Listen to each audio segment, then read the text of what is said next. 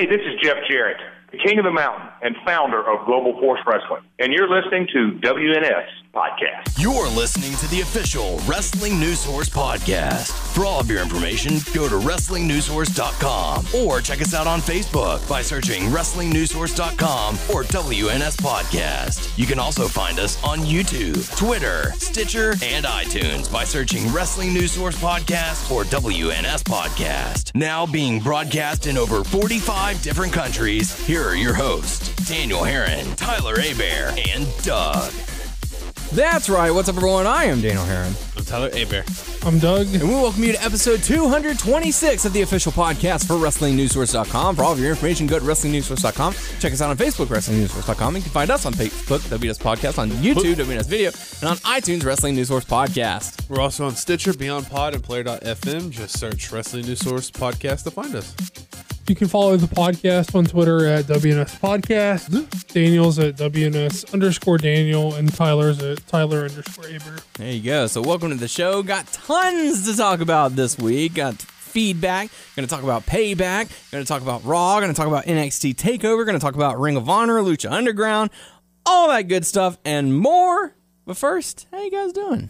Sleepy, yeah. Recording this show very late at night. It's already 11:30. Oh, yeah. Well, very late for some, not so much for others. So, so welcome to the show. You doing good? You awake? I'm awake. Doug, you doing good? Tired, man. Yeah? Tired, man. Ready to knock this show out? We'll just blaze through everything, and this show will be like, oh, this show went so long, and it'll only be like an hour long or something. Man. I don't believe in smoking weed. I believe in eating weed. Oh, yeah? Yeah. Oh. That's the true issues. Interesting. Yeah. All right. Well, All right. Good for you. Yeah. Yeah. Good luck. Respect. Yeah. Respect. Rabbits, their own cud. Yeah?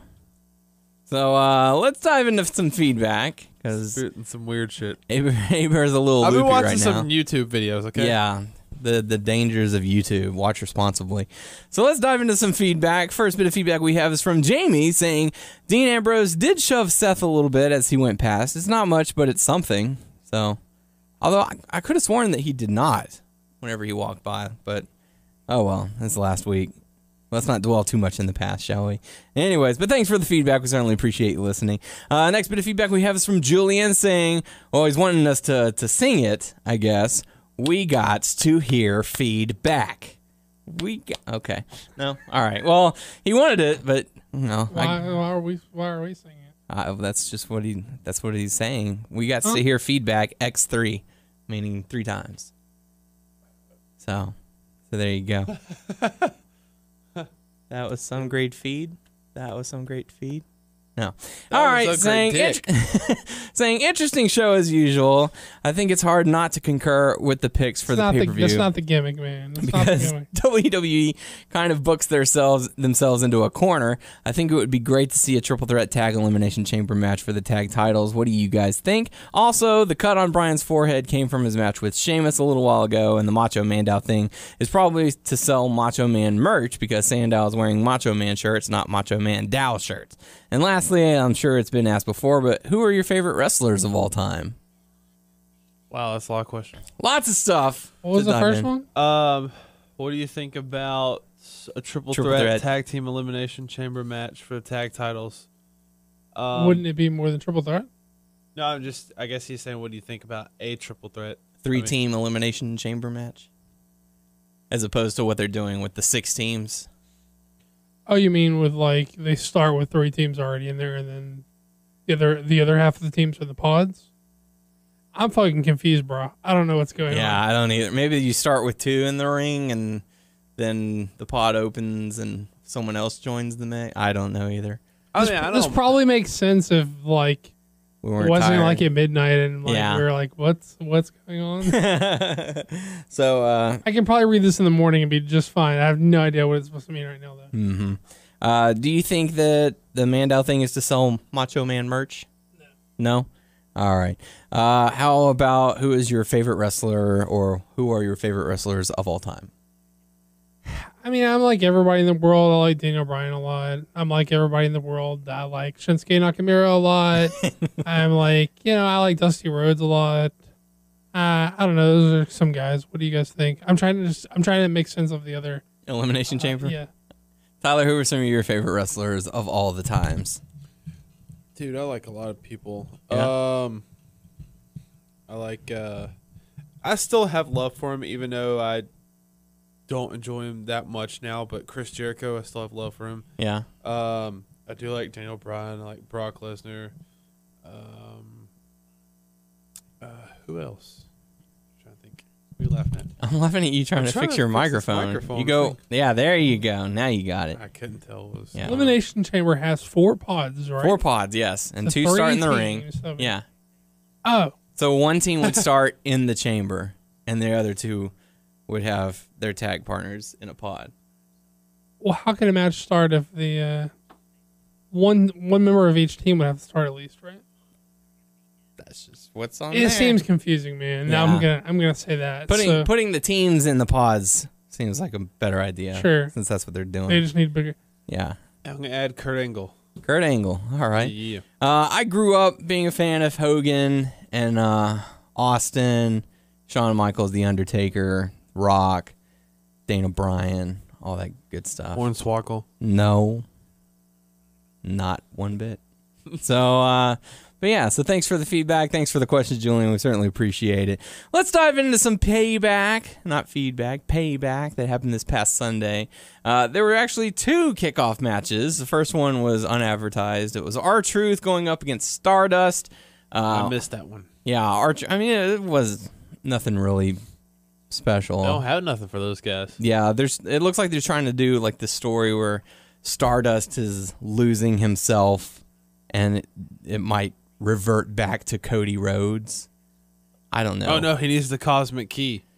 No, he can't find the cosmic key, so therefore he is lost and he can't win the match. So he's going to go back to Cody. This gimmick's not working. Let's go back to Cody. Yeah, the commentators were like, this could be the end of Stardust. Maybe he'll go back to Cody. And it's stupid, but R-Truth ended up getting the victory.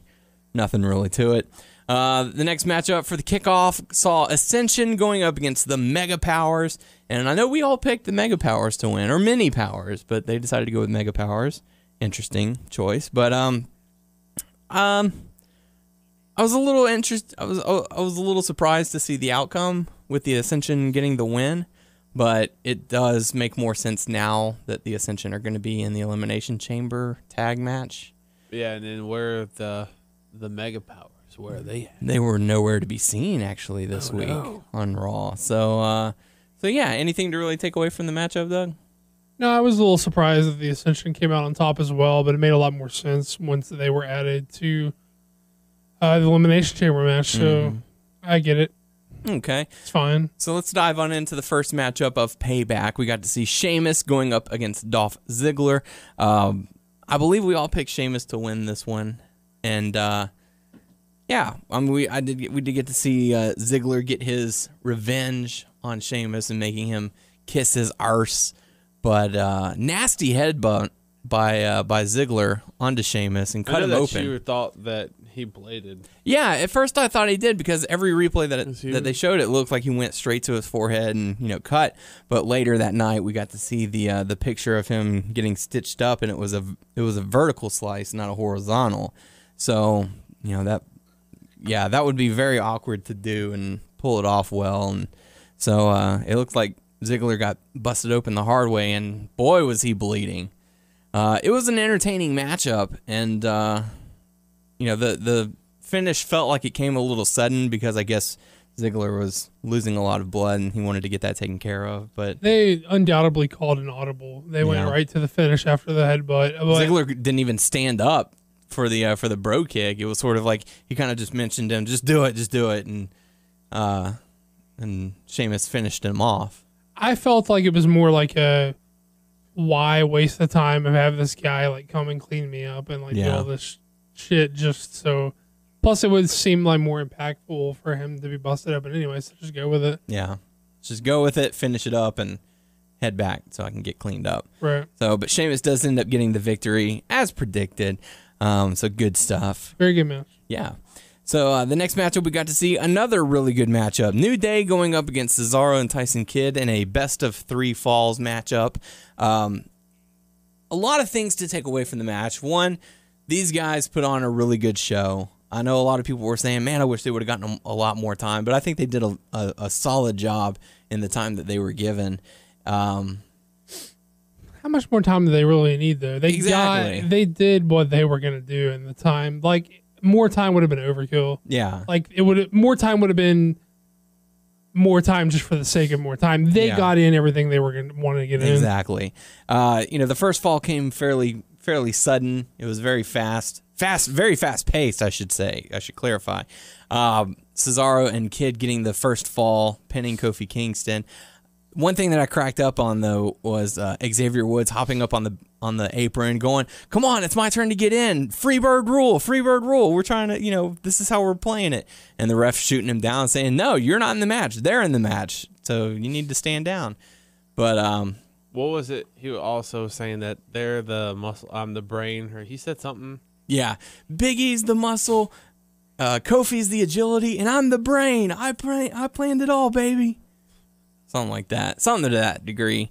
But I really enjoyed this matchup. I appreciated the ending with Xavier Woods taking off his vest and, I guess, filling in for Kofi to get the win for the third fall. Put the vest back on. Yeah, put the vest back on so that the ref didn't know what happened. But what do you guys think of the match? Yeah, it was super fun. Like, really good. I like that the Freebird rules came into play for the finish because he tried to do it, but then he ended up sneaking it into the finish anyway. So I thought that was really cool. But yeah, these two fucking teams have a lot of chemistry. They're super good together. People who are saying this should have went longer, a longer 2 out of 3 falls would require like a slow build to like a finish, like a building match, and that's not necessarily what you want out of these two teams. You want these dudes to just sort of run around and do fucking cool spots and shit. So I got no problem. This is a hell of a fun match. Yeah. How about you, Tyler?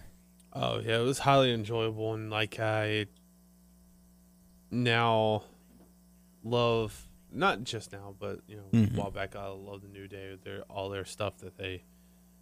Not since they're popular. Well, yeah, I guess since their popularity. Well, they're popular because they made an adjustment to something that wasn't working and made it work. And then, so now... No, it clicks to me. Yeah. Mm-hmm. So, but yeah, both teams, I enjoy their work. Getting a reaction from you. So. Yeah, for sure. And it's a positive one. Think positive. Positive, that's true. Yeah. And what was the line that New Day had that we all kind of laughed at whenever they were backstage? Well, I'm trying to remember.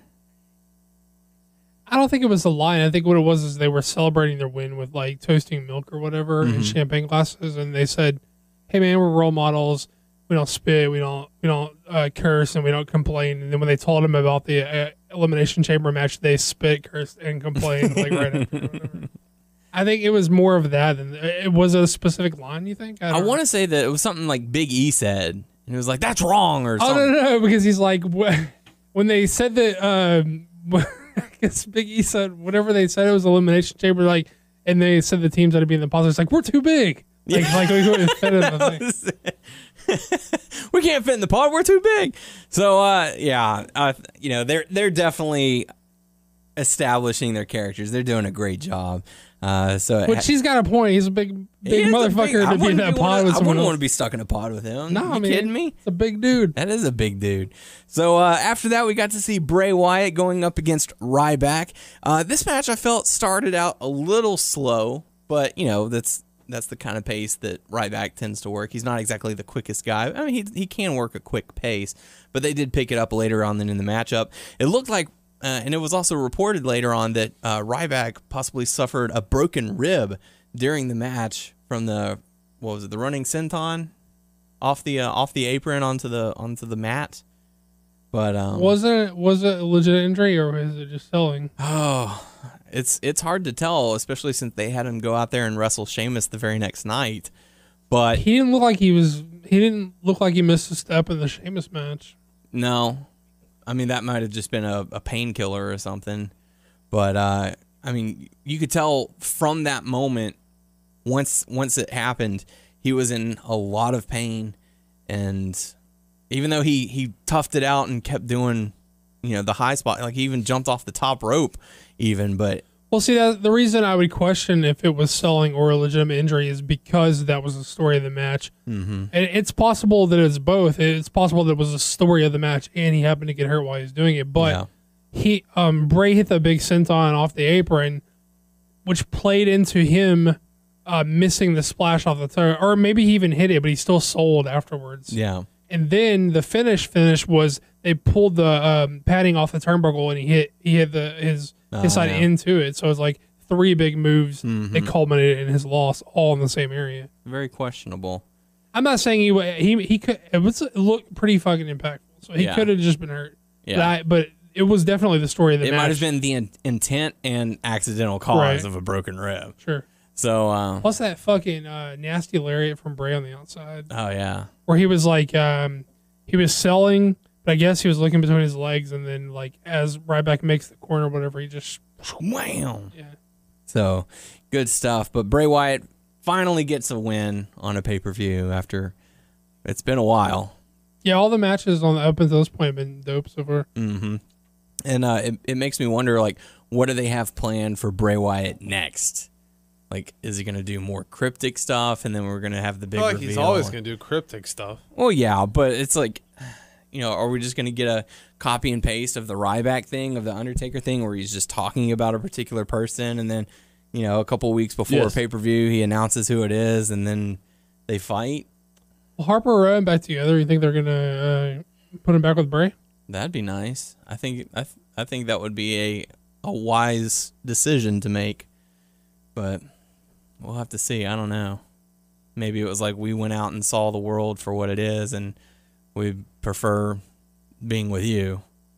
So, I don't know. We'll have to see how it all plays out. After that, we got to see the I Quit match between John Cena and Rusev. And I felt this match went a little long, but, I mean, damn, these guys put on a show. They didn't really hold too much back. And, I mean, I enjoyed this matchup. I know I was out of the room for a portion of it, but I did go back and rewatch some of it, and I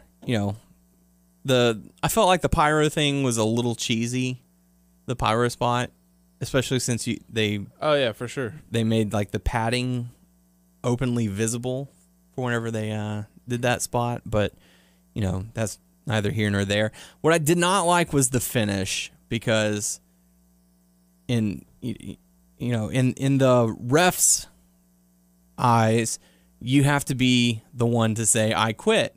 You can't quit on a passing out, in which Cena passed out. Rusev thought he had the match won, and the ref said, no, you have to make him say, I quit, otherwise the match isn't over. We've seen I quit matches end where the person was passed out and the match was over. Prime example was Stone Cold Steve Austin versus Bret Hart at WrestleMania.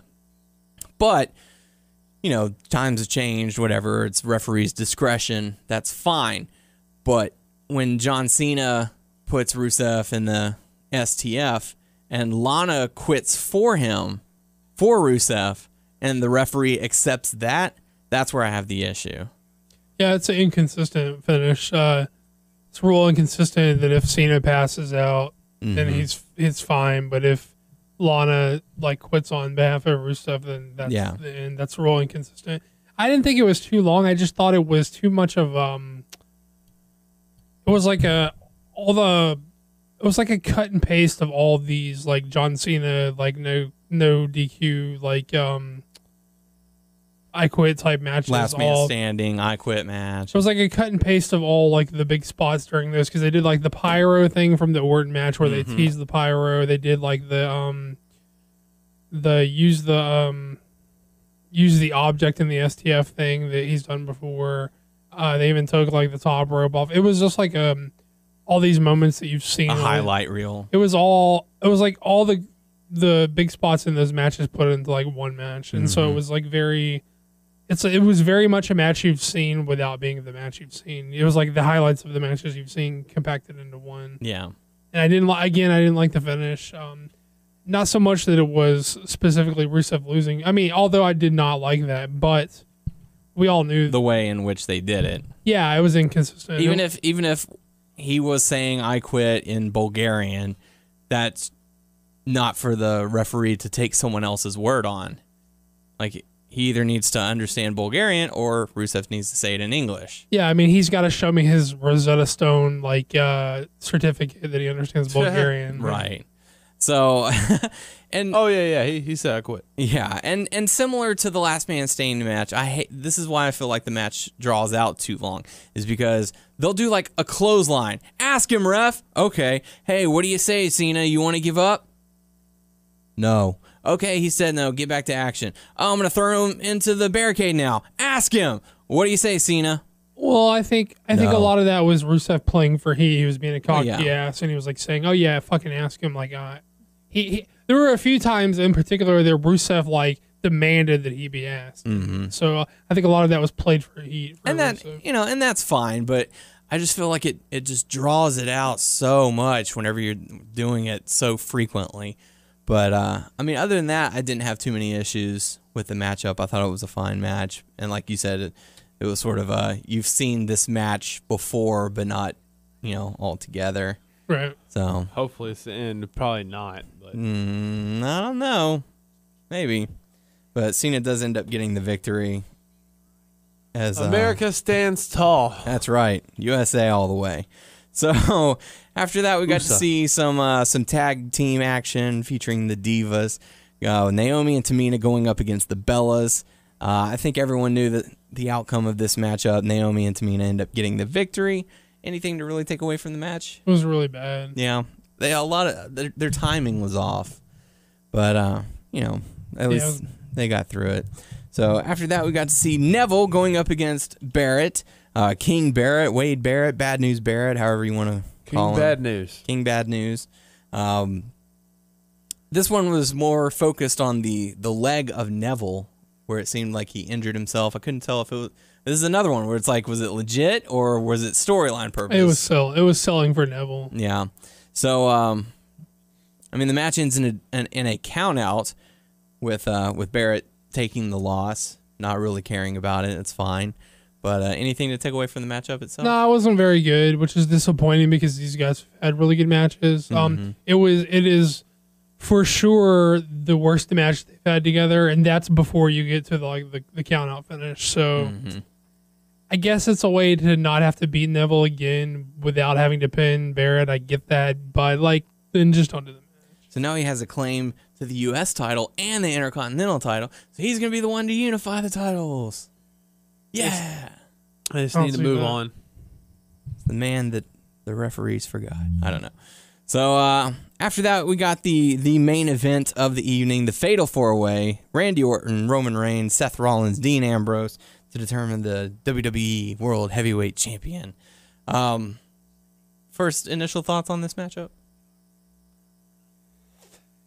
It picked up once they did the Shield thing, which I thought was pretty entertaining, and I thought it stayed entertaining from that point on. Yeah. But the booking is weird. Not that he won, but it was sort of weird that he won with the pedigree. Yeah. It's sort of like masturbatory Triple H shit. It's the passing of the torch. Also, he has to pick a finisher. Also, this whole fucking month, I've been sludging through WWE TV all this fucking month, watching hours upon hours of Kane on my motherfucking TV. Yes. Because the story up until this point was dissension between Rollins and Kane, and what is Kane going to do when the chips are on the fucking table? And what does Kane do when the chips are on the table? He's a good lapdog. Well, not just that, but he fucking does it right off the bat in the match. There's no tease of dissension. There's no tension. No tension. No like, Willy won't he? Team authority all the way. He just yes, I've been eating up all your fucking TV time, boring you for a month. And then there is no even tension when it gets to is he or is he not? Yes, he is. Okay, fine. Absolutely, he is. Because that's what's best for business. Yeah, I mean, I didn't have a lot of hope for this match going in. I wasn't looking forward to it, but I think the Shield stuff kind of saved it from that point on. It was pretty entertaining, but I don't get the booking of why all this Kane shit just for. And then we see on Raw they're going back to dissension on Raw again. Like, what in the fuck? I don't need that much Kane in my life. Sunday never happened in the storyline purposes. That's all. It was just, hey, we're doing what we need to do. And the fact that J&J Security was out there, Kane was out there, it was too much. There were 7 people in this match, in a sense. I guess eventually that Kane's going to break away. Well, yeah, and he's going to be a face, and everyone's going to love him. He's going to be a heel. He's going to be a heel. He's going to turn on Big Show or Mark Henry. And I was surprised in a good way that Ambrose did not take the fall. Mm-hmm. I think very we all surprised. thought he was. Yeah. I thought he was there just to take the fall. Honestly, but he was actually there to advance the storyline. Yeah, it was good that Orton took the pin. Yeah. So it gets Orton out of the title picture. Reigns is a little bit on the back burner, but it progresses Dean Ambrose to show that he can hold his own with these guys, which, I mean, he's proven over the past 2 years that he's been part of the Shield. All 3 members of the Shield were able to hold their own fairly well. So, I don't know if Dean Ambrose really needed that test or showing, but he certainly pulled through. So, showing he is deserving of a title shot against Seth Rollins. All in all, it's got to be like a thumbs up for the pay-per-view, just because there is so much good wrestling that outweighs the couple instances of dumb booking. Like the Cena, Lana, Rusev stuff was dumb booking. The Kane stuff was dumb booking. But there was so much good matches on the fucking undercard. It was just, you can't help it. And the main event was solid enough. Yeah. They pulled it through. I mean, yeah. So not too bad. And what I find really interesting is that, this past Sunday we had Payback. Not this coming Sunday, but the following Sunday we've got Elimination Chamber. And this is shaping up to be an even better pay-per-view. It's fucking weird, man. Like, they're in the content business, and they're like... They have 2 weeks to book a pay-per-view, and they're doing it. Well, they fucking want those networks subscribed. They're trying to make people feel like they have to have the network. Yeah. Like, they're going to add more exclusive to the network events. They're adding the Stone Cold shit, which you can listen to on Sports Radio Beaumont this week if you'd like. Nice plug. We do the full plug because I don't know all the shit. Yeah, if you want to listen to our Sports Radio Beaumont show, you can go to sportsradiobeaumont.com. You can download the Sports Radio Beaumont app, or for the local listeners, which are very few, I think, if any, you can listen to us on 1450, 1510 AM on your radio. It's really cool stuff. It's going to be Thursdays, 5 p.m. Central Time, so adjust your clocks accordingly if you live outside of the Central Time Zone in America. Word. So yeah, it's good stuff. Oh, shizzle. And we'll try and post, because we talked Global Force, we talked TNA, we talked a lot of other stuff as well. Basically all the hot topics for the week are over there, so go and check that out. And also make sure to check out Payback if you did not get to watch it. So let's dive on in to Raw. We kick things off with the traditional, 15-minute opening storyline. The Authority is back, and apparently it's a big deal in the eyes of the commentators. They're interrupted by Sheamus, who's then interrupted by Ryback. They want to be contenders for the Intercontinental title, or Sheamus just wants the belt, and they said, well, y'all can fight it out, because you are both going to be in the chamber, which I don't know about that logic. I would have figured they would have said, you two face each other and the winner gets to go into the chamber, but that's just me. But, so we're going to have you fight each other, and you still both get to go into the chamber. So, Sheamus versus Ryback for opening matchup. Anything to take away from the match? Not really. I mean, it was just a good TV match between Sheamus, who is one of the better TV match workers they have, one of the better workers they have in general. Ryback's coming along nicely. Just a good opening TV match. Yeah. So Sheamus ends up getting the victory. Nothing really else to take away from that. After that, we got to see Neville come out and cut an interview with I'm blanking on her name now. Renee Young, thank you. Sorry. And he is interrupted by Bo Dallas, and they have a nice little confrontation, bringing up the NXT, their time in NXT, where Neville was the one who took the NXT title from Bo Dallas, and Bo was none too happy. And Neville got to go up against Barrett again. So I think this is like their 4th or 5th match. They just need to stop. In as many weeks. Something like that. You're done with them? Yeah, I am. Doug, what do you think about it? I'm cool with it because they have good chemistry.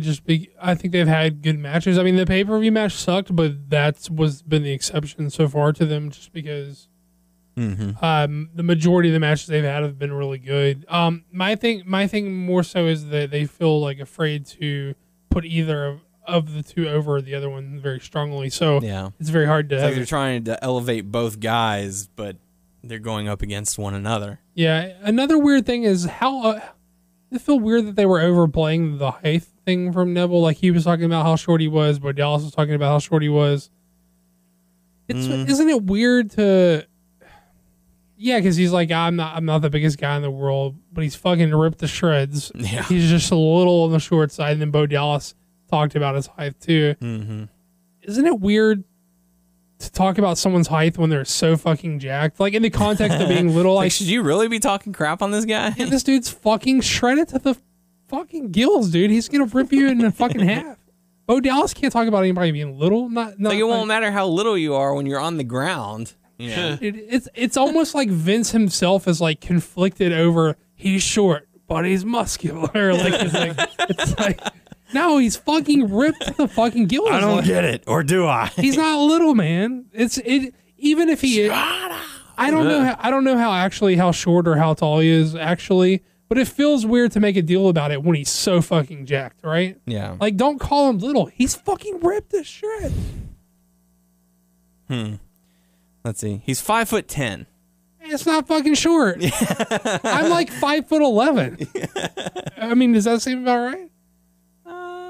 Maybe I'm. I'd give you a 6. Maybe I'm 6, but still, come on, 2 inches shorter than me, but like has like 70 pounds of muscle on me. Yeah, come on, man. That's ridiculous. And it's crazy because like he's 5'10", which isn't short, but like in the WWE ring, he appears to be tiny. Right. So that's just nuts. He's got a fucking physique, though, man. Come on, dude's jacked. So he's a great god. Yeah. So, but after the matchup, Wade Barrett ends up getting the victory, and Bo Dallas attacked afterwards. It looks like that's where they're going next. That's fine. I mean, yeah. We'll see. Give Bo Dallas something to do. Yeah. So after that, we got to see Rusev come out and say that there is no Lana, and I don't need Lana. I don't need anyone. I just need myself. I didn't quit. And out comes Lana, and she says, but you did quit. I heard you say it. She dropped some of the accent. Yes, that was so strange. She had it, but it wasn't as thick. She had it. She started with it, and then once she started saying, but I care about you, like, it was just instantly dropped. But she was going back and forth. She was. I think she was like... I think it was just more than she's had to say in a while, so maybe she's a little rusty on it, and maybe she just flubbed it. I don't think it was this intentional, like, we're going to ease you guys into knowing she's not a Russian. Like, right. I don't think it was that well She's practicing her English. I think she just fucked up. Yeah. I don't think it was. So, I don't think it was like a subliminal, like, we're going to mix the accents until you forget that she had one thing. Like, I was half waiting for Rusev to go, what happened to your accents? Same thing that Triple H did with Kofi a while back, But, well, Kofi just like had it one day and then he didn't. Like, she fucked up in the middle. Let me tell you, Triple H, it was a great time. And it's like, come on, Triple H, we got to work together. Hey, wait a minute. So, whatever. So, maybe it was a flub. Maybe they're trying to easy out of it. So it's like, oh yeah, I'm understanding Russian now. And I don't think it's the easy. So it's like I can hear her clearly now. I know exactly what she's saying. All right. It's like Guitar Hero. It's like, oh man, I can play this song on expert. That means I can play a real guitar now. And we're like, oh god, I can't do this at all. So yeah, so Rusev unhappy with Lana and breaks up with her and tells her, get out of there. I don't need you. Gone. Get. Like, how weird is that? Because they're dating in real life. Well, I think it has to be weirder when it gets to hair kissing on Ziggler later. Yeah, well, I mean, it's a professional thing. I get it. It is, but one of the, you could tell that kiss was like half-assed. Yeah. It was like, oh, our lips are touching, and the fans are going nuts. Oh, yay, Hey. we have kissed. I am happy now. Right. Ah, crap, the fans are chanting one more time. Let's go bang. Let's do it more time. Okay, this is convincing. We're kissing now. See us kissing.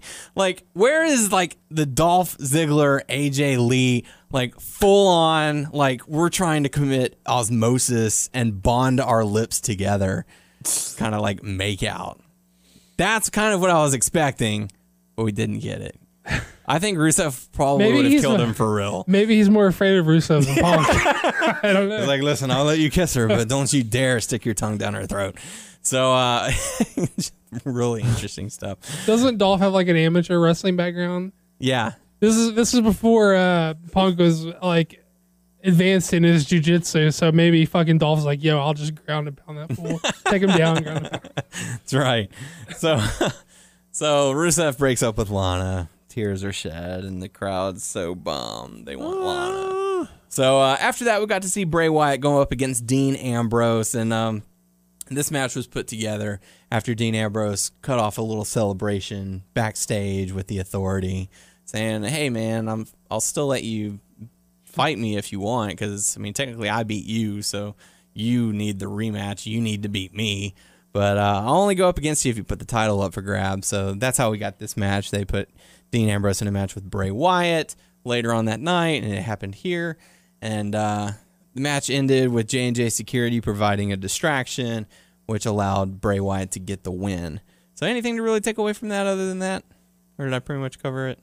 You got it. Yeah, got it. Nailed it. Perfect. Awesome. So after that, we got to see a rematch between Tyson Kidd and Cesaro going up against the New Day with Xavier Woods banned from ringside, which was interesting. But this matchup ended up in a disqualification.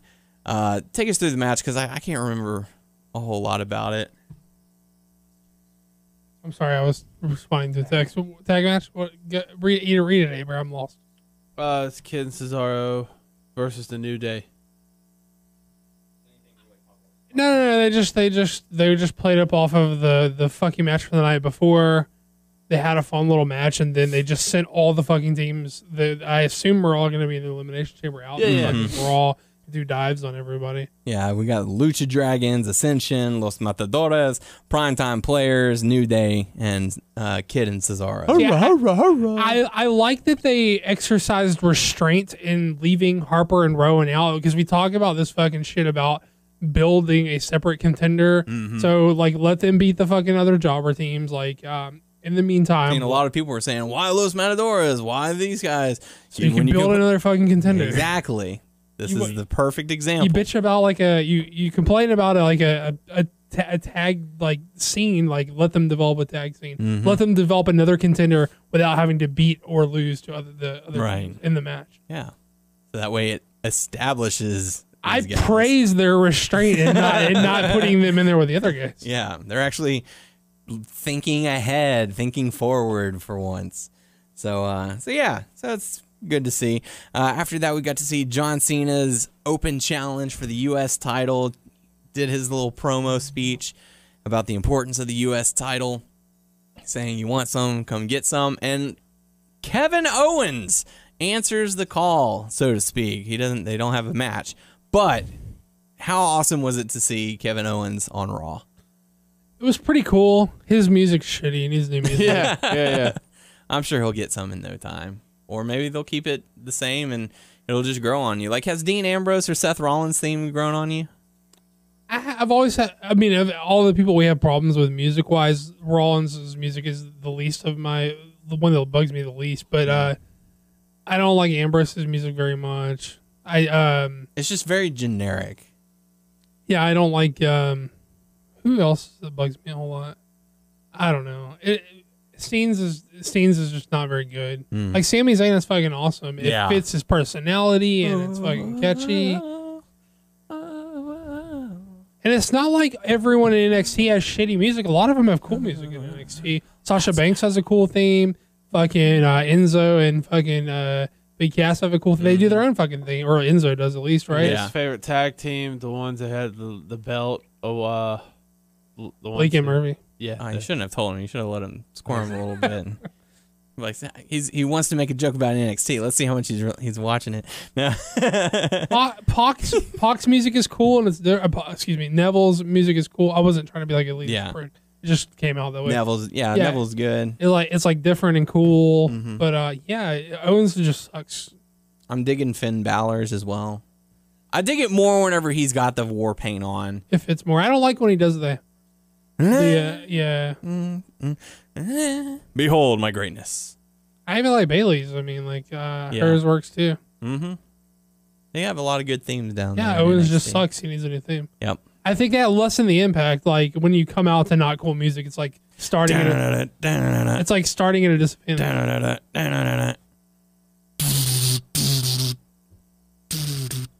I guess it's just there to make an impact. Do you guys feel like they were going to run with a Sami Zayn Cena thing, but Sami's hurt and that's why Owens was there instead? Or do you think it was just their way of promoting the special event? I think. What do you mean run with it? Do you think that? Well, it's a little odd that he's getting so many NXT like people accepting his challenge. So do you think that was meant to be Sami Zayn again, but he was hurt, so they put Owens out there because Owens is the biggest deal on NXT right now. Plus they have a special event to promote. So do you think that would have been Sami if he wasn't hurt? I don't know. I kind of felt like they were going through like some of the top guys of NXT. Or what's his showcasing name? the talent. Neville's off of NXT, so yeah, I'll take that back, I guess. But he was still very fresh off of NXT. The thing with Sami is he's ready, injury withstanding, he's ready for the main roster, and Owens is clearly going to be sticking around for a little bit longer. Yeah, but they actually announced that Zayn has been cleared to compete. So let me tell you something. That match is going to happen whether Sami Zayn's hurt or not. And I'm not saying that's a good thing, but I'm telling you, the kind of dudes that those two guys are, that match is going down. They'll be competing. But I liked on Raw. I liked the part where Cena was saying he called him kids. Like, I got some veteran advice for you. I liked when he cut him off and told him, hey, been wrestling. I don't know if I've been wrestling longer than you have. Don't call me kid. If he really has or not, but. I mean, I like the character, like the character development part of. It's not really even development; it's just character work, I guess. That he was like, he's like, I'm a prize fighter, but I already have a prize, and we're gonna fight someday, but we're not gonna fight today. You're not gonna fight on your terms. Yeah, and then like my terms. As he sort of like lulled Cena to like a feeling of security that nothing was gonna happen, then he fucking turns it on him. So I like that part of it. That was really nice. I also liked how he stomped on the belt. Yeah, that was a nice touch. It's just something about his character that I'm really digging. Like he is not getting the recognition that he feels he deserves, and whenever he does it, he actually sounds appreciative. So when he first came out, Cena was like, "Hang on, let me do this right, ladies and gentlemen. It's the NXT champion, Kevin Owens." He's like, "Oh, thanks, Cena. I really appreciate that." Whether it's condescending or not. Well, like the same thing we did with Michael Cole. It's like, yeah, I like your work on Raw. Do you have any leaving remarks? Follow me on Twitter. Well, he did the same thing, so he's consistent about it because he's like, "Congratulations on your victory at Payback or whatever, the Cena or whatever." So, I mean, it wasn't the fucking Sami Zayn fucking Raw debut, right? But that's going to be hard to top for a while. Sure, it's hard. I mean, that's hardly like talking shit when you say something isn't the Sami Zayn like debut or whatever. That was just like right place, right time. Like they pulled the trigger. They were smart enough to pull the trigger. Perfect timing and all that. The stars aligned. And I say this over and over and over, and y'all know this. I like when I see interactions of people who haven't fought before or interacted before, and like these last 3 weeks, it's just been awesome with the whole Cena stuff. Yeah, I'm digging it. I think it's one of the greater things on Raw, like Doug has mentioned numerous times. And I'm really excited to see how this match plays out at Elimination Chamber. Because later that night it was announced that Kevin Owens is going to be facing John Cena for the United States Championship. Or was it for the title? No or was it just a traditional match? I mean, I think it... I don't know, to be honest. I think he may look good, but I don't think he's going to win. I don't think Owens is going to win. Unless there's some sort of shenanigans or something. Yeah. I don't know. Doug, what are your thoughts? What do you think they're going to do with Owens and Cena? On the pay-per-view, you mean? Elimination Chamber? Yeah. I'm going to say no contest. Yeah. Okay. Ends in a disqualification or something. Yeah, I don't know. They seem to... Well, I don't know. Maybe that's not as clear in my head as I thought it was, because I thought they were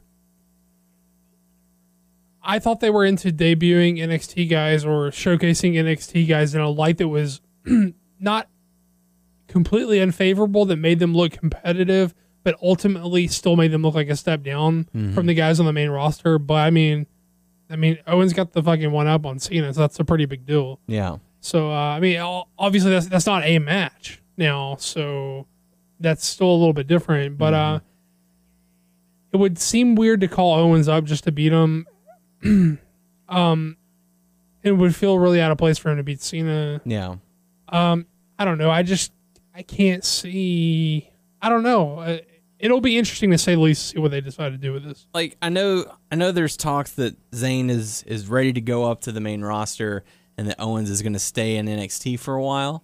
But I don't know why. I can see Zayn recapturing the NXT title, Owens going to Elimination Chamber saying, "Hey, if we're going to fight, we're going to do it for a prize. Put your United States title on the line. Come on, Mr. Open Challenge." Basically goading him into it, and somehow managing to get the win.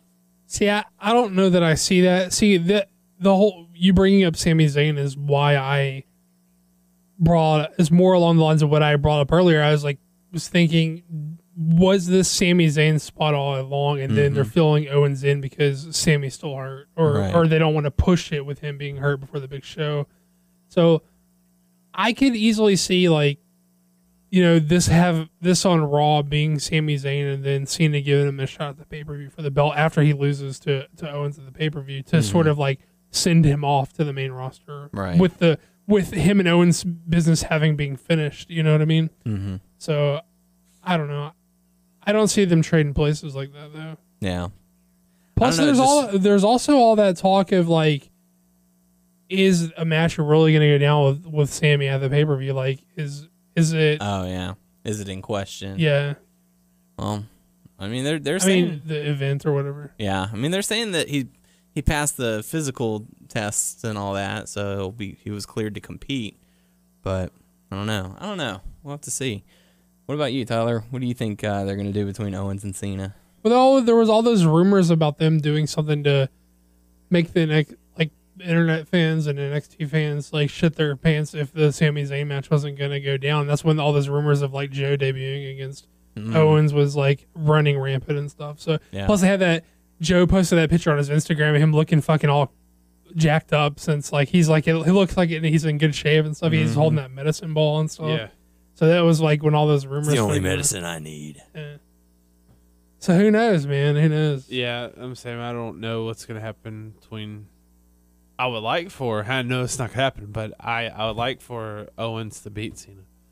Yeah, I think that would be a very strong way to debut Owens. He's already had his already Raw had a strong. He had a strong showing. Debut. Who gets to go in on their debut, deliver the Powerbomb into John Cena the way he did, not to me, and stomp on his title? I walked into your ring, took you out, and stomped on your title, and now I'm gonna. Triple H is behind him big time. Oh yeah, absolutely. They even showed him backstage, whether it be storyline purposes or not. That he's big on Owens, so. Honestly, I could see it happening. The only thing that it is confusing to me is the Owens versus Zayn match. And if, like Doug is saying, if that match is up for debate, why not bring in Joe and maybe have him beat Owens? So it's okay, well, you took me out, and so I'm going to go and take out Cena in response. It's I don't even need this. I don't even need this company. I don't need NXT. I'm going to the big leagues. And then in his first match on WWE main roster, beats John Cena for the United States title. That'd be pretty cool. I think that'd be pretty big. Any counterpoints, Doug?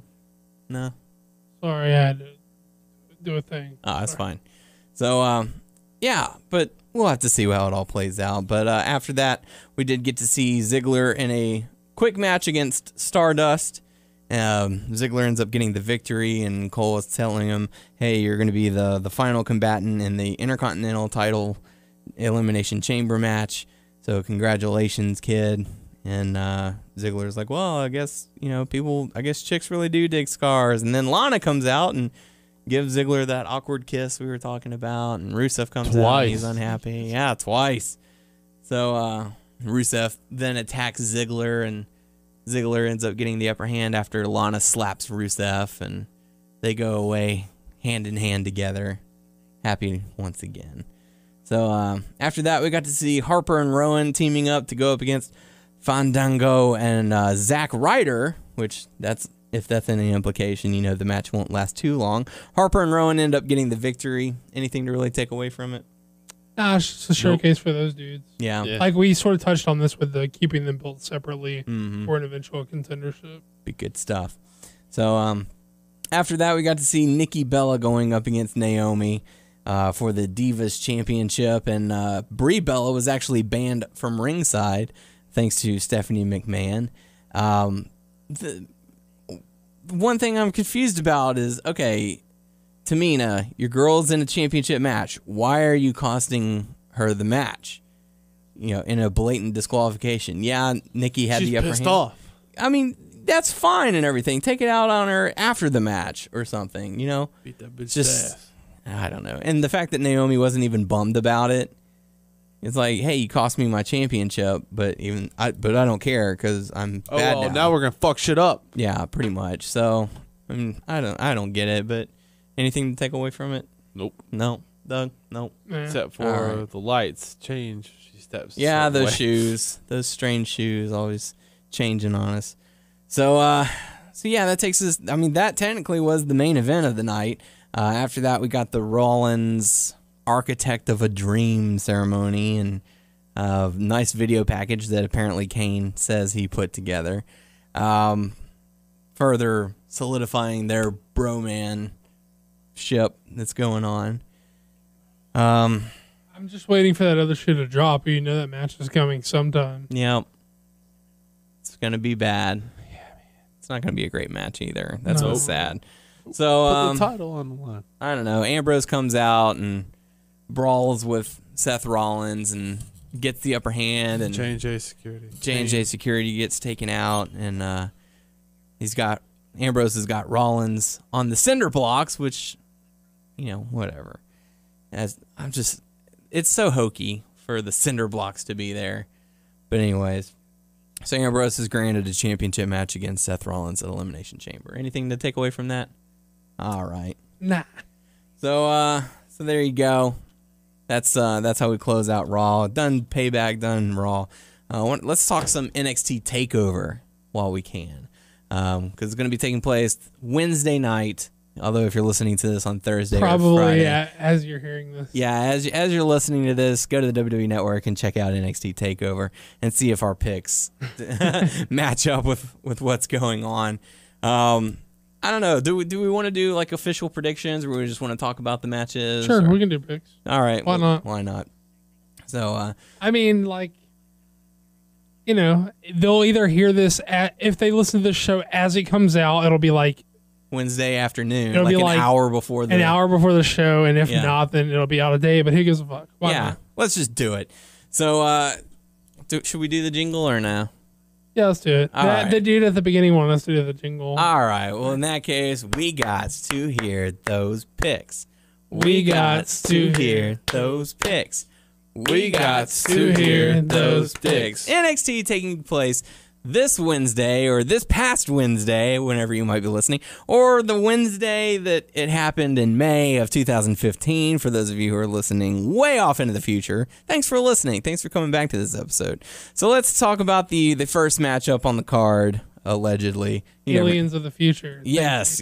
Hello. Thank you for not destroying this MP3 while you dominate the earth and enslave humanity. Thanks for listening. Bring tacos. first matchup, we'll talk about Bayley teaming up with Charlotte to go up against Emma and Dana Brooke. So Tyler, we'll go to you first. Some of these things, like, I haven't watched in a while, so I'm just gonna make random guesses because I don't know the storyline. Don't know the storyline. Okay, well, basically, Emma was trying to be friends with Bayley, but Emma has recently turned heel, and Dana Brooke is this new diva who thinks she is the best ever of all time, and we should be total diva. We should be so thankful that she is here, and whatever. And so it's Bayley and Charlotte going up against Emma and Dana Brooke. So who do you think's gonna win this one? Emma and Dana Brooke. Oh yeah? Any particular reason? Nope. All right, Doug. How about you? What are your thoughts? I'm gonna concur with Tyler. Yeah? With, Emma and Dana Brooke. But All right. He probably has a reason. I don't. Do you have a reason? I mean, it just makes sense for if this is gonna be something that plays out for the Hills to go over first. Yeah. Not to mention that you're trying to establish a new star in Dana Brooke. Right. Very This would be her first big match. Yeah. So I'll go with that as well. I'll say Dana Brooke and Emma to get the win. Let's talk about the next matchup. Baron Corbin going up against Rhino. This ain't gonna be good. I think if I'm going to steal a phrase from JR, it's going to be bowling shoe ugly. I thought you said it's going to be a slobber knocker. No, it's not going to be a slobber knocker. That is not the case. It's the Unstoppable Force going up against the Unstoppable Force. Wow, what a seller. The gore versus the whatever it is that Baron Corbin does in a matter of certain amount of seconds. I mean, I know who Baron How Corbin long do you is. think this is gonna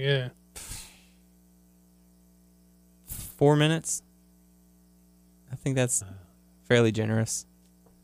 I have this the goal to get Baron Corbin over. Yeah, going up against the old salty vet, Yeah, I mean, earning the respect of his peer. Corbin's gonna win. It's just not gonna be good. Yeah. Yeah. I go for Corbin. I just can't get behind him.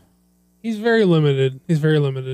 Like, his entrance is cool enough, but like his personality is so lacking, I can't get behind that. Like, whenever they zoom in on his face, he's just so emotionless. Like, there's no Yeah, I remember drive. whenever he had a feud with Bull Dempsey and stuff, and like, oh no, it's just, two big guys duking out, and like, oh no, he's, beating him up, and he has that same look on his face. Like, he walks out stone face. He just, yeah, I'm here.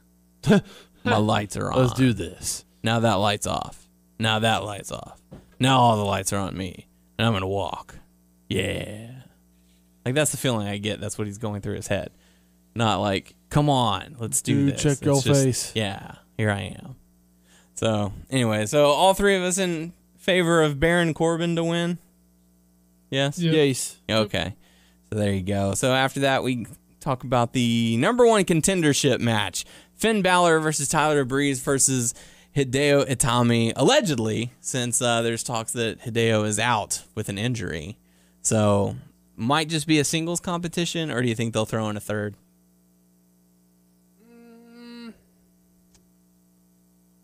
I mean, I guess it's not out of the question, but I don't see any real reason not to just do the singles match. Mm-hmm. I mean, I was under the impression that the Balor is going to get the win here anyway. Yeah. I could see them do. They sort of teased during the Hideo Breeze match. Was it 2 weeks ago? They sort of the Balor was out ringside for. They sort of teased them having some miscommunication between themselves. Yeah. So I could see. I can envision a scenario where they somehow don't get along, or they get off the page, and then Breeze uses that to become the advantage. But I still feel like Baylor's the guy. Yeah, and one of the matches that they had on NXT, and since you said you were unable to catch NXT from last week, they did have Hideo teaming up with Balor to go up against Breeze and Adam Rose, and Rose and Breeze got the win because Finn and Hideo had a miscommunication, and they were like, "What are you doing?" Like, Hideo tagged himself in and ended up getting pinned from it. Right. So that was their dissension, I guess. But I mean, I don't see why they wouldn't just make it a one-on-one match, and Hideo can claim that, hey, well, I never got my chance. Let me face you for the number one contendership if they decide to go that long whenever he comes back. But I think Balor's gonna take this one. Yeah, I agree. Tyler? Yes. All right. So after that, we're going to the tag team championship match. Your favorite tag team. Enzo Amore and Colin Cassidy. Big Cass, how you doing? Going up against the dubstep whatever your other dudes, favorite tag team, Blake and Murphy. So Tyler, let's kick it off with you. Who are you going to pick to win this one? Like I said, I don't know what's going on between them, but I like Enzo and Big Cass. So yeah, I'm going to go with them. Now, no. On last week's, I believe it was last week, where Enzo and Colin were supposed to have a match, but they were attacked backstage by Blake and Murphy. I want to say it was last week. It might have been the week before. It's 2 weeks ago because I saw that one. Okay. Well, yeah. So, Doug, who are you gonna pick? Soft or sloppy? You might have to spell it out for me. Yeah, I'm going with Enzo and Big Cass. How you doing? I'm going to go with Amore and Cassidy to win as well to become the new NXT Tag Team Champions. How you doing? Good stuff. So let's dive into what's probably going to be the co-main event. How much longer do you think they can continue to be over in that setting without as long as they want. Without changing the act? As long as they want. Yeah. How long did the New Age Outlaws do it? Longer than they should have.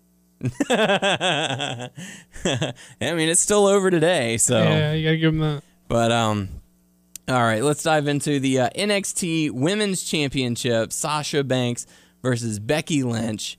This should be a fairly good matchup. I don't see them taking the title off of Sasha just yet. Me neither.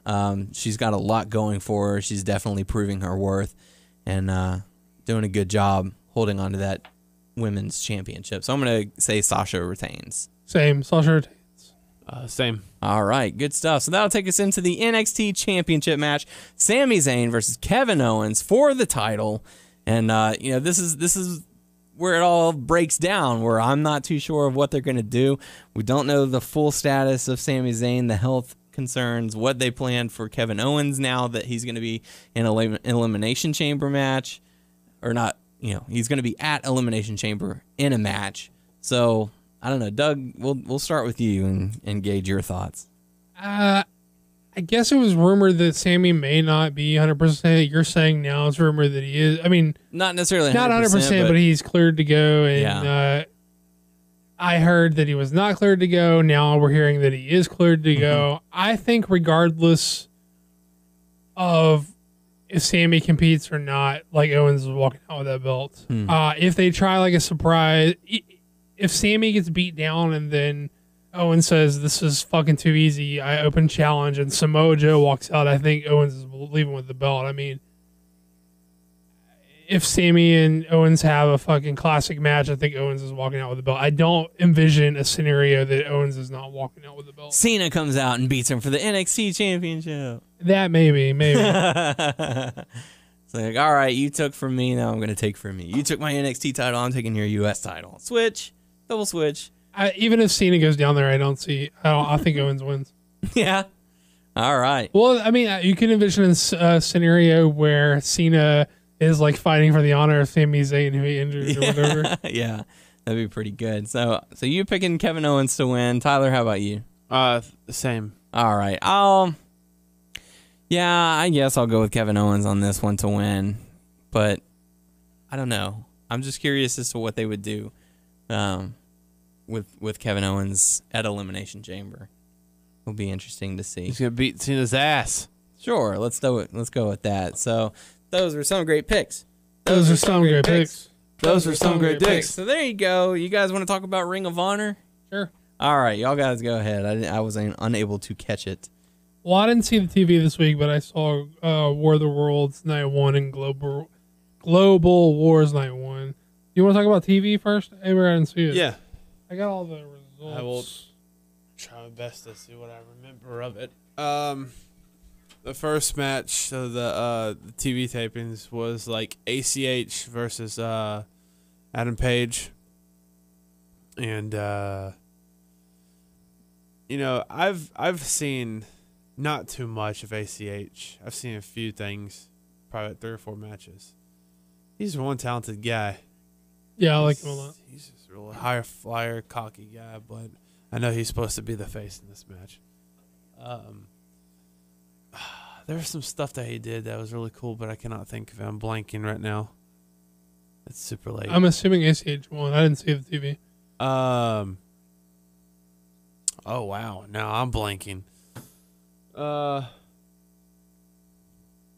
try and look it up. Did he? No, I thought Adam Page won. I mean, I have no idea. I was asking. Yeah, I don't know. You might want to look that up, but I thought Adam Page got the victory on that one. I like his music. ACH.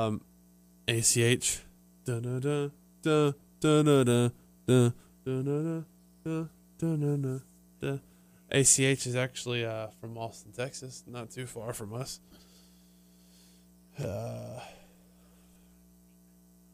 Anything yet? No, I'm trying to pull. I was trying to look up the date. I didn't know. I couldn't remember what date it is. I got it any second now. Okay. Just mumble some words. Words. I'm mumbling it. All right, now my shit froze. Hold on. I want to say it was Adam Page. Well, we'll go by your memory. That's fine. Keep going. And okay. Talk about the other match, and I'll tell you if you're right or wrong. The next match was the Briscoes versus. Yes, Adam Page did win after a low blow. Yeah, that was it. It was low blow. Yeah, versus War Machine, and from what I remember, there was a lot of hard hits and stuff. I couldn't tell you who won either. I know it sounds bad. I think it was the Briscoes who won that. I would imagine the Briscoes. Who won?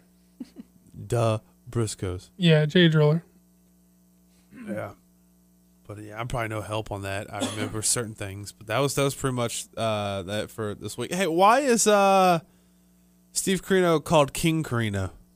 It was just a nickname. He was the king of old school, so like they just kind of shortened it. Oh. He used to be a king of old school, and then they probably just called him King now. But that was it for that week. Okay, yeah. So I'll go into. They had a bunch of Ring of Honor had a bunch of joint shows with New Japan this week. They ran Tuesday and Wednesday night, which is an odd middle of the week show, which is a little weird. That is odd, yeah. But I think they just wanted to take advantage of the New Japan guys while they were in the States. They also ran night pay-per-view this past Friday night and some TV tapings Saturday night, which I think are going to be coming up airing soon, hopefully, because I haven't seen it yet. I think it's for sale night 2. Global Wars Night 2, I think, is for sale in a full show's VOD. I think it's also going to be airing as TV, or at least some of the matches, I assume, are going to be airing for TV. Have yet to see it, but I definitely want to see it because I think the main event ended up being like Strong versus Nakamura, which if you listen to Roddy on our podcast, I don't know, like a couple of months ago, maybe a month and a half ago, he was talking about wanting that match with Nakamura, and he fucking got it. That's awesome. Well, okay, so the earlier show, which is the War of the Worlds branded shows, night 1. Night 2 did not make it tape at all, I don't believe. I think it was just a live event. So if you look at the Ring of Honor site, they typically have their shows listed as like live events, VODs, pay-per-views, whatever, and it only said live event for night 2. So I don't think it may tape at all. Or I'm sure they might tape it. Maybe it'll come out on DVD. I don't know. But I don't see any anything being made about it as of right now. But night 1 for War of the Worlds, which was the Tuesday show. We start off with Adam Cole coming out, basically saying he's back, baby. He's back, bitches. Back from injury. Sort of addressed the rumors that he was supposed to. They sort of blew the spot with him, like supposed to come back to wrestle AJ Styles that night. So he's tried to play it off the best he could, like it was rumored, like. His doctor said he should come back the next night and ease back into competition in a multi-man match, but he said, fuck that. He's back. He wants to wrestle the night, and he wants AJ Styles. So basically just him coming out saying he's back. First official match, which on the card was Gato versus Delirious which is a sort of like a wink to the fans because Gato books New Japan, Delirious books Ring of Honor, and they had the first match together of the joint shows, which is like a cute little thing.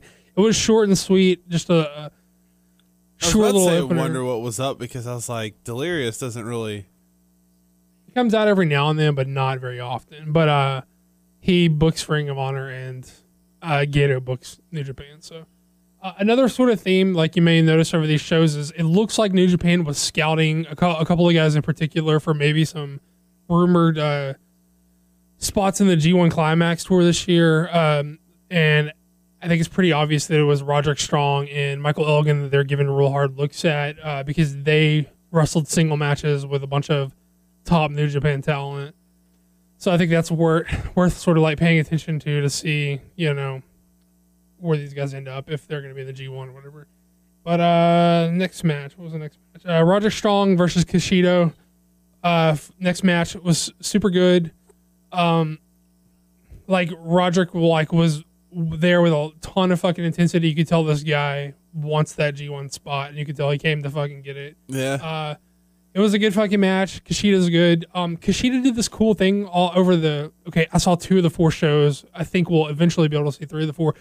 But of the 2 nights of matches I saw, Kushida did this cool thing where when he wrestled Roderick Strong, he did this Austin Aries spot, which is famously Roderick's partner in Generation Next when him and Aries tagged together. But Kushida did to Roderick the old spot where Austin has him down on the ground, like you're like belly down on the ground. He does that like spin around thing where he spins around you a bunch of times and slaps you in the head. He did that. He did the Aries thing too strong. And flash forward a couple of nights, Kushida wrestled Global Wars Night 1. He was supposed to have Sabin in a singles match, but and then Red Dragon was supposed to have another match, but Bobby Fish got hung up at the border, so they put Kyle O'Reilly into the triple threat match, even though it was supposed to be just Kushida and Sabin.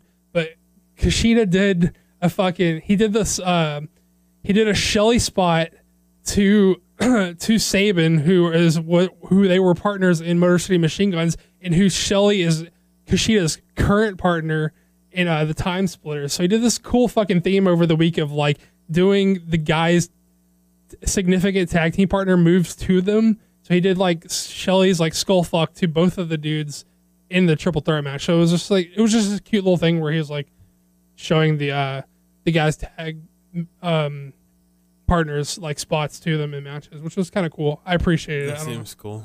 Yeah, it was cool. Lethal beat Watanabe for the world TV title. It was fine. Just Lethal came out trying to get heat. He was like, shake my fucking hand, you respect me or whatever, and Watanabe's like, no, fuck that, and he just started hits like German suplexes on him. Watanabe's on excursion, so he's probably just here reporting on his time in the States, so Gato's his boss essentially, so Gato's probably checking up on him. Ring of Honor uses him every now and again, and I've seen like Inspire Pro and Out of Austin use him, but I don't know where the fuck this guy's wrestling most of the time. He's on excursion, which is weird. So who knows?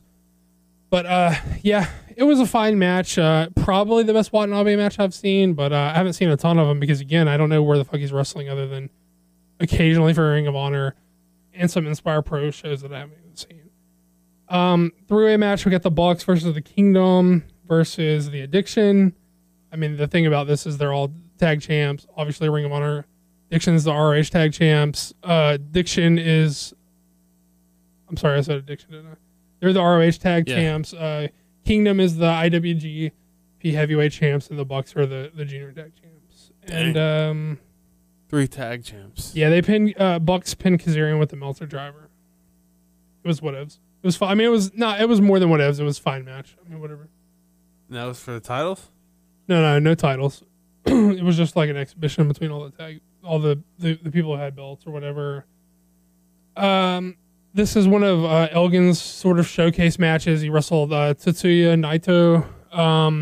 Naito beat him like Elgin had him in the buckle bomb. Then he goes to put him in the Elgin bomb, and Naito like schoolboyed him out of the Elgin bomb. So it was a fun little match. It was sort of like Naito's a guy they tried to push in New Japan, who sort of backfired on them. He was sort of like, I guess the fans just didn't take to him or whatever, but he was a guy they wanted to make. But so he's sort of like a gatekeeper to the main. Like, I guess it's fair to say that Naito is sort of like a gatekeeper to the main event scene in New Japan, in a way. He's definitely like a lower tier than the rest of the guys. The New Japan brought, like Nakamura, Okada, Tanahashi, they were all there. Yeah, Naito got the win. We got AJ Styles and Adam Cole. It was a fun little match. Yeah, I mean, it was pretty competitive. And then, AJ Is just... that the first time? I don't know if it's the first time match or not. I can't remember. I mean, I want to say they might have had some interactions when Cole had the belt, the Ring of Honor World title, and then AJ was coming in. But I don't know if they had a singles match. I could just be blanking. I don't know. But AJ Styles put him away, like with the he hit like 2 pile drivers and then a Styles Clash. So it was like a definitive, like, okay, I'm done fucking around, you're dead type thing. But I mean, I guess you'd argue why bring Cole back to lose, but it was a high profile singles match. So what are you gonna do? It was a good match. Dragon beat Tanahashi and Liger. Liger is there just to take the pin. So it was a cool match. Red Dragon doing their thing. Liger's always fun, always over. Liger's there to take the fall. He's a legend, certain amount of clout, but he's still he's still used in a position. Like Liger's used as in a role where they should be, guys like Kane should be used, where like dropping falls to guys not well protected and eating up all of the fucking TV time. But I guess that's another thing. And basically the main event was chaos of Okada and Nakamura versus the Briscoes, and it was fucking bananas as you might have expected. Just really cool stuff. It was just cool to see the dynamic of those dudes mix it up with the Briscoes, and you're a big fucking deal. You're fucking over if you can turn the Ring of Honor crowd on the Briscoes. The Briscoes were actively booed in this match, which is fucking bananas. Wow. So yeah, that's crazy. Damn. That was night 1. I guess we'll try to go through Global Wars real quick. Let me get the lineup so I don't fuck it up. I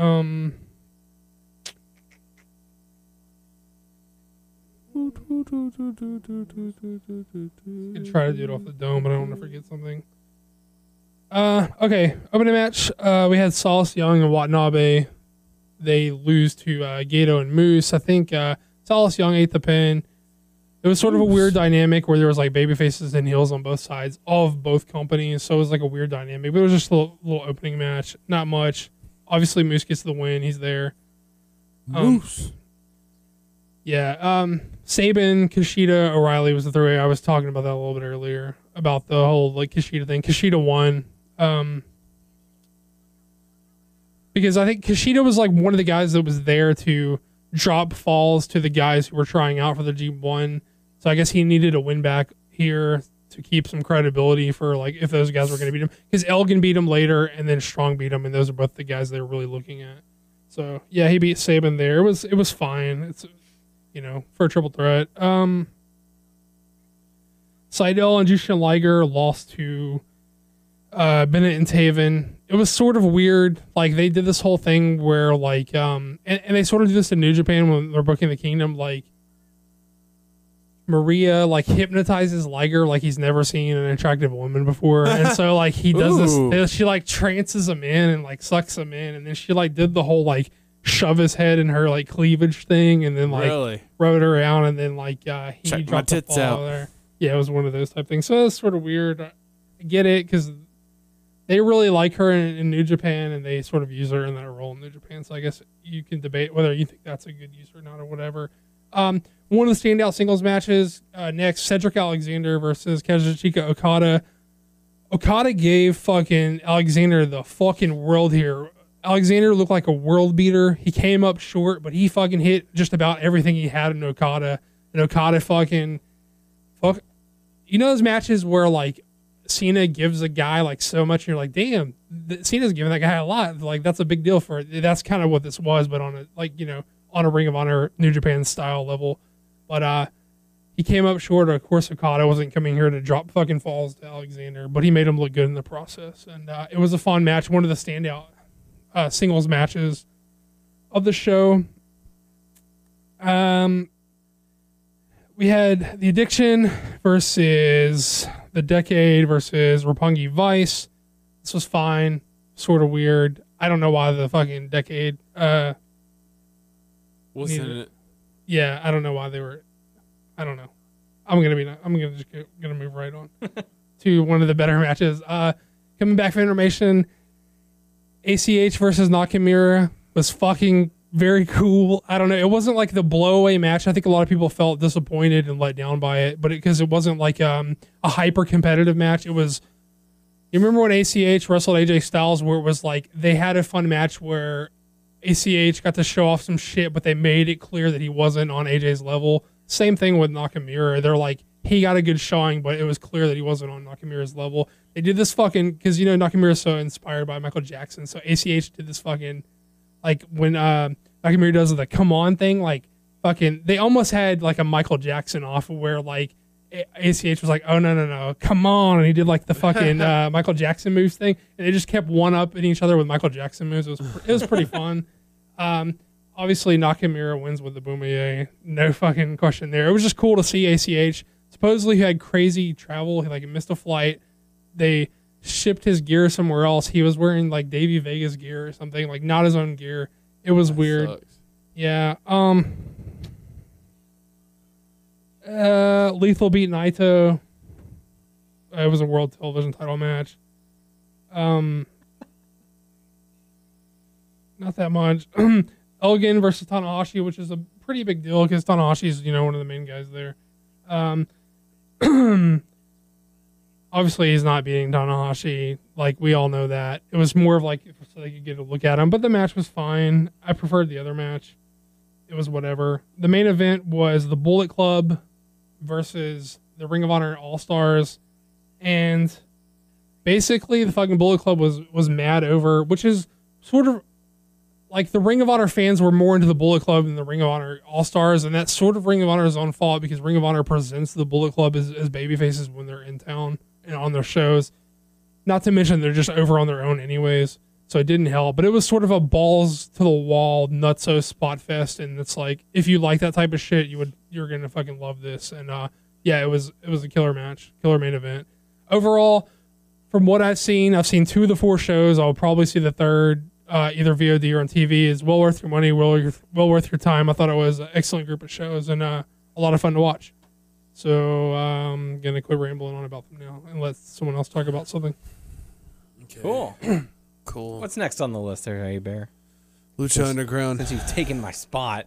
Well, I need to sit down. Yeah. Lucha Underground. Doug, did you get to catch Lucha? Or no, you said no. Man, all my free time is I watched about 7 hours of Ring of Honor this week, so nice. I'm behind on everything else. Aerostar versus Jack Evans. Yeah. And Jack Evans, this is his debut. They said they have a new... before he came out, they said there was going to be a new luchador. I thought it was going to be Marty the Moth. I think that's going to be this week, I believe. So that's what I was My thinking man. of. But no, yeah, Jack Evans was playing a heel, and these two they tore it up. They have some pretty sick spots and stuff, and but pretty much at the end, Aerostar won with some weird, crazy what it looked like. Was that a pile driver off the turnbuckle? Similar, I think. But at the end, it looked like because Jack Evans was like twitching, like that move really affected him. Broke his neck. I mean, it did, but you know what I mean. But it looked like he was like paralyzed or something. I don't know.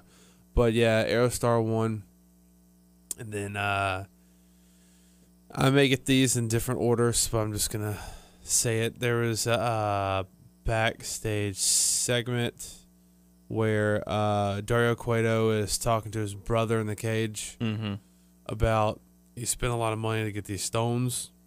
They are, what was it, like Amazon medallions or something like that, which is really interesting because the only 7. Yeah, there's 7 of them, and it reminds me of like the Infinity Gauntlet from Avengers.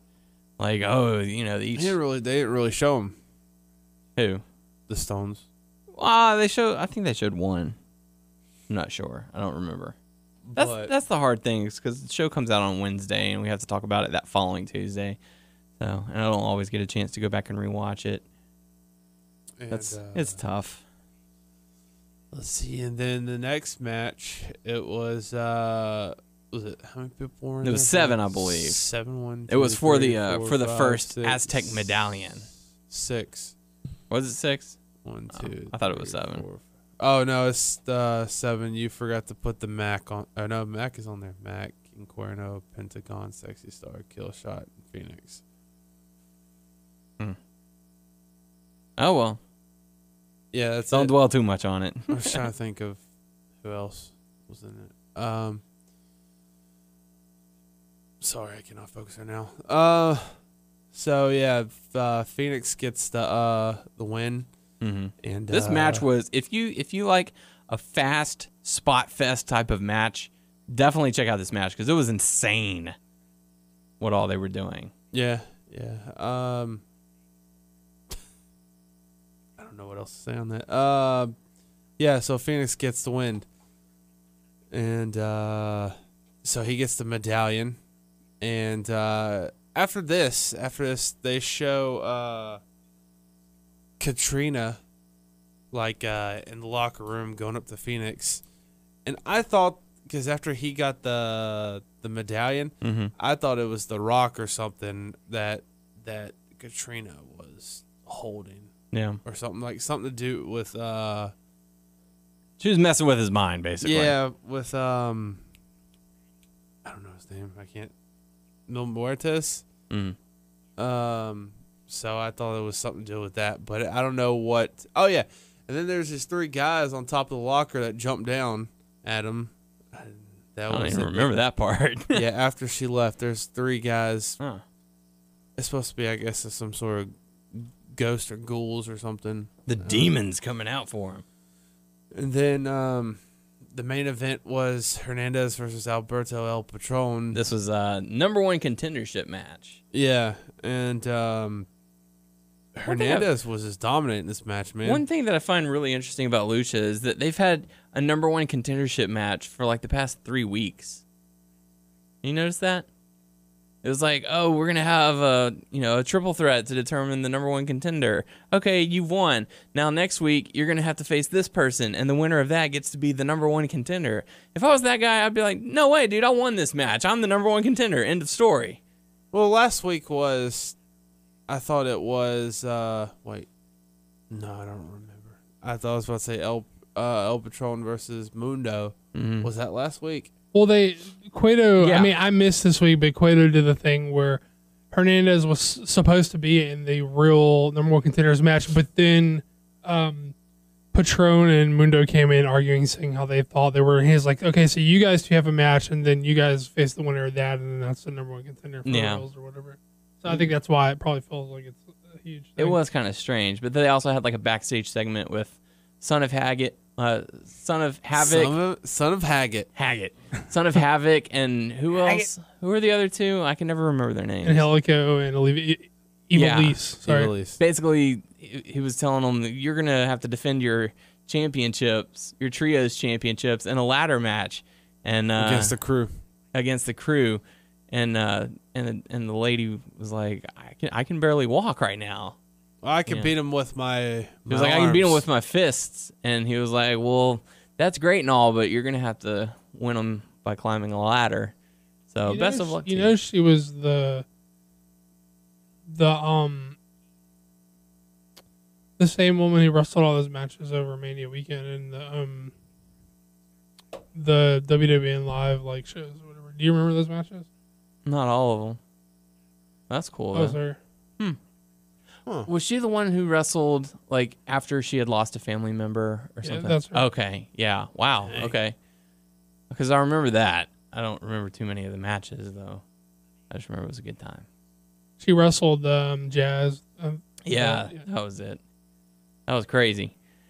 But, yeah, the final matchup, Hernandez and Alberto El Patron. Yeah, Hernandez was Pretty dominant. Yeah, pretty dominant. Yeah. And Swerve time. yeah, Mundo comes out. So it's weird because this whole time, way before, El Patron was being a heel towards Johnny Mundo. Yeah, the way he would talk and stuff like that. And then at times El Patron would look like a face. And now He's beloved by the crowd. Johnny Mundo turned on him. He like took him out of the match and threw him through Dario Cueto's window. Straight out of the Rockers playbook. Just Threw him through in the office window. Dario Cueto looked impressed. He actually poured himself a drink while El Patron was in his window. He was like, I gotta take a step back and just check was this like, out, yeah, man. yeah. What's going on here? He cracked a smile. Yeah, he Yeah. did. Yeah. He's great with subtlety. Like, I mean, Well, like the funny thing was, like, whenever he went smash through the glass, they had a camera person in his office, and he was sitting at his desk. right. I'm like, that's a nice little touch, because whenever they're having a match or something, you'd expect that office to be vacant. Right. Like it's just there for, whatever The purpose. way he's come out, like in the middle of shows, he's like come out of the office for it to like add steps and stuff. He just like walks out of his office like, hey, hold the fuck up. This is what's going down. So to know that he's in there while the matches are going on is a nice touch. Yeah. Yeah. He's like overseeing it. Yeah. And then so Hernandez wins. He was like, all right, yeah, sure, I'll take a victory this way. I have no issues with that. I have no problems. Puma. And that's Yeah, doing that little pimp walk. what pretty much that's the match. Yeah. We talked about how I thought you said that you read that they're thinking that they might tour, or no, they're not. They I mean, I don't see how they want to, but I don't see how they could. Yeah. It doesn't play with like the certain things with the temple and The all that temple is stuff. like as much of a character as like And to be honest with you, I rather it be like that. I like the intimacy. Yeah, I don't like it. I don't. They don't. If they can get on the bandwagon and get merch out there, that would help. But I don't want them to tour. I just want them to stay as is. And like you said, it's the character itself. And I mean, what would a live show be if like Cueto didn't have like an office right there? Right. I know, yeah. Oh, this temple. It's another. I don't know, it's a different man. arena. I don't know, man. I'd like to see some of those guys on tour. I mean, I'd Yeah. like to I go would- to shows that those guys are on. Mm-hmm. It would be neat, but I mean, in particular, like your Dragos. I guess Drago's gone for right now, but like your Phoenixes and your Aerostars and your Pentagon Juniors. Like I want to see those dudes live. Yeah. That would be pretty cool. So good stuff. Thanks. With that being said, it's time to go into the Q&A portion of the show. Your questions, our answers. First question comes to us from Thomas. Drop it low, son. Drop it low, son. Drop it low, son. That woke him up. Saying, hey guys, a simple wake me question up. for you How's this it week. With what occurred at Payback, do you think or even hope we will see the Shield reunite one day? The crowd response was amazing at the pay-per-view, but that may have simply been because it was a one-time deal. Till next time, gentlemen, remember to eat your vegetables. Yeah, there's always hope that down the line that they'll do it, and obviously that was a good tease for the crowd. I know we talked about it last week that, we're going to see the Shield reunite and they're going to take out Randy Orton, and in a sense we were correct about that. However, the direction in which their characters are going right now, just it's not the right time. So maybe a few years down the road we see them reunite. But for the moment, nah. But like I said, there's always hope down the line. Yep. Anything to add from that one? No, I mean, like you said, I mean, do I think it will ever happen? Yes. Do I see it in the near future? No. Doesn't make sense right now. Let each character have their singles time for a little bit before that happens. But thanks for the question, Thomas. Certainly appreciate it. Final question comes to us tonight from Victor. Saying, you've spoken a lot about how crowds act and react to things in the ring with viewpoints from both the audience and the writers. But where do you think the lines are between fans taking control of the show, creative blatantly forcing things down people's throats, and finally the happy medium where people on both sides get what they want? where's the line exactly? I don't know if there is like a clear, rigid line. I think there are lots of instances where the fans go too far. Mm-hmm. I think there are lots of instances where fans, how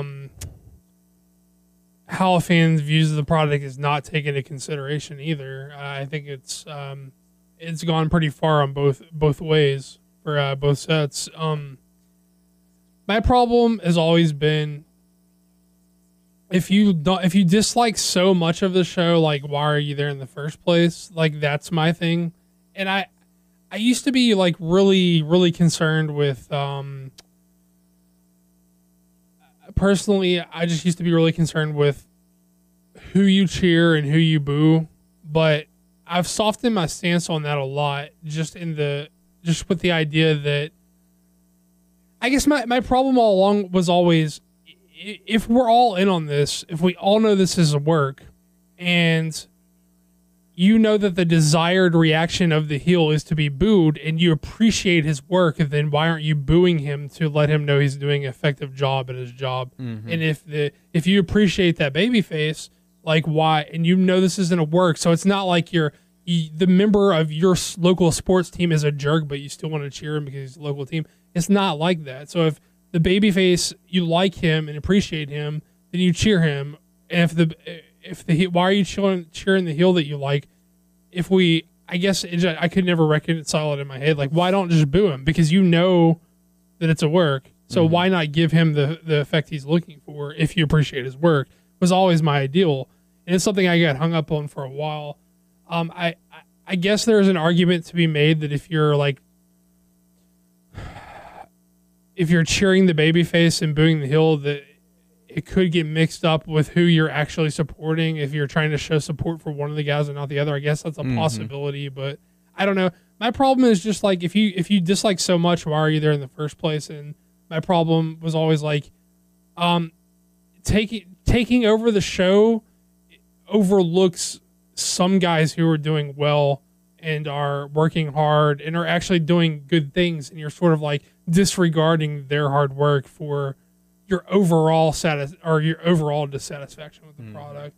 And I think there is a case to be made that they don't pay enough attention to what the fans actually want. I think that is also true. I think it's a two-way street. It's weird. I don't know exactly where the line is. I just don't think either side does a good job of finding the line. Yeah. And, with that said, we do have one more question that I did catch on our Twitter page. It's coming to us from Brian saying, "Hey guys, love the show and congrats, Tyler. Thank you. I think the WWE uses more focus on making their heels more appealing than faces. What are your opinions?" I don't think that's intentional.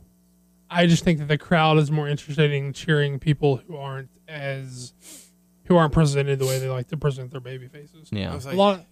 Good. Sorry. Like, heck, heels do babyface things, and faces do heel things. Mm-hmm. I think some of the people in the position of powers in that company are out of touch with what the audience wants or what a lot of people want from pro wrestling right now. Yeah, it's I don't know. You cheer who you want, you boo who you want, but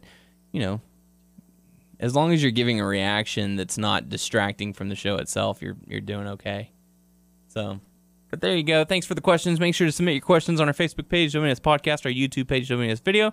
Check us out on WrestlingNewsSource.com, WrestlingNewsSource.com on Facebook. Subscribe to us on iTunes by searching Wrestling News Source Podcast. You can find us on Stitcher, Beyond Pod, and Player.fm. Just search Wrestling News Source Podcast to find us. You can follow the podcast on Twitter at WNS Podcast. Daniel's at WNS_Daniel. Tyler's at Tyler_Aber. And there you go. So thanks for listening. Sorry we sound a little bit tired. It is currently 1 o'clock in the morning, so we are going to go home and get some sleep. For the podcast crew, I am Daniel Heron. I'm Tyler Aber. I'm Doug. And we will catch you all next week.